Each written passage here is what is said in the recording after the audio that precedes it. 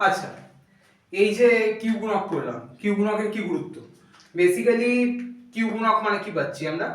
আমি যদি এখানে ওমেগা নটটার জায়গায় ওমেগা নট রেখেই দিতাম, তাহলে omega naught by R by L হতো, তাহলে omega naught L by R হতো। তাহলে আমার যদি এই যে কার্ভটা আছে, এই কার্ভটায় যদি ওমেগা নট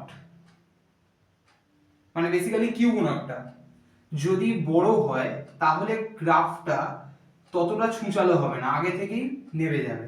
আর যদি ওমেগা নটটা অনেক ছোট, মানে basically omega naught sorry Q গুণকটা যদি ছোট হয়, তাহলে গ্রাফটা কি হবে আমার ফ্ল্যাট হয়ে যাচ্ছে। আর কিউ গুণকটা বড় হলে আমার গ্রাফটা কি হচ্ছে, তীক্ষ্ণ হচ্ছে, উপর দিকে সূচালো হয়ে যাচ্ছে।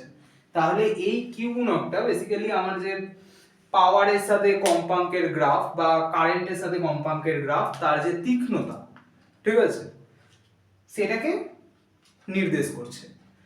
আর একটা হচ্ছে এই যে গোটা এলসিআর এর অনুনাদ, এলসিআর এর অনুনাদটা কোথায় ব্যবহার করা হয়?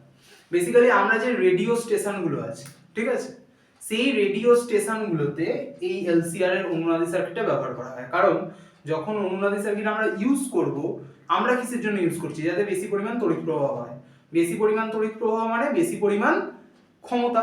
তাহলে বেশি পরিমাণ ক্ষমতা মানে হচ্ছে যে সম্প্রচারকারী অ্যান্টেনা, গ্রহণকারী অ্যান্টেনা আছে, তাদের মধ্যে যে সংযোগ স্থাপন ঘটবে, সেই সংযোগ স্থাপনে আমার তো বেশি পরিমাণ ক্ষমতা দরকার হবে, মানে বেশি পরিমাণ শক্তি দরকার হবে। তো সেক্ষেত্রে আমি এমন একটা সার্কিট বানাবো যেখানে কারেন্ট কি হবে, ম্যাক্সিমাম থাকবে। তো সেক্ষেত্রে আমাকে এই এলসিআর শ্রেণীবর্তনই ইউজ করতে হবে। ওকে, ডান।